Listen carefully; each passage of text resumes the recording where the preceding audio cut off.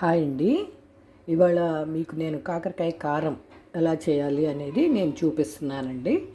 కాకరకాయలు ఇలా రౌండ్ చక్రాల్లాగా కోసుకొని పుల్ల మజ్జిగ, కొంచెం చింతపండు, పసుపు ఇవన్నీ వేసి ఇలా ఉడకపెట్టాలండి. ఈ ఉడకపెట్టిన తర్వాత బాగా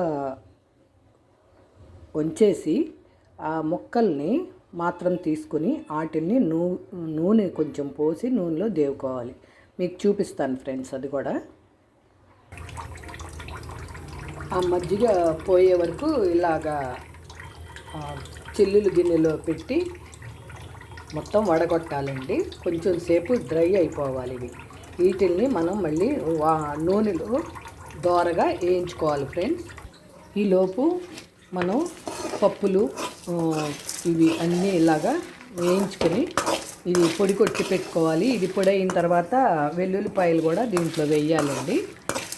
ఈ ముద్దని పక్కన పెట్టేసుకోవాలి. ఇప్పుడు మనం వేయించి పెట్టుకునేవన్నీ కూడా ఇలాగా పొడి చేసి పెట్టేసుకున్నానండి. ఇప్పుడు చూడండి ఫ్రెండ్స్, ఉడకపెట్టిన అవి నూనెలో దేవుకోవాలండి. చక్కగా దోరగా ఏగాలన్నమాట. వేయించుతున్నాను చూడండి.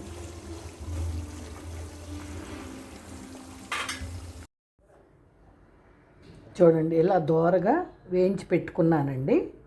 ఇలా వేగటం వలన ఇవి ఒక నెల రోజులైనా ఈ కారం ఉంటుందన్నమాట. ఇప్పుడు తాలింపు పెట్టుకుంటున్నానండి. మనం తాలింపులో ఏమేమి వేసుకుంటున్నామో అవన్నీ కూడా వేసుకోవాలి.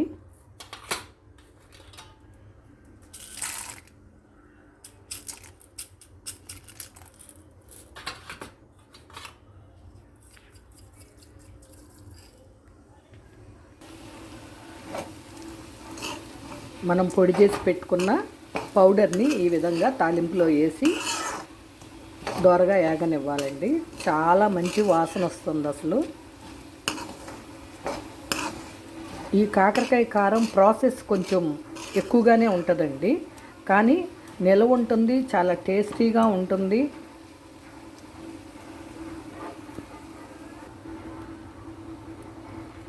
చూడండి, కాకరకాయ కారం రెడీ అయిందండి.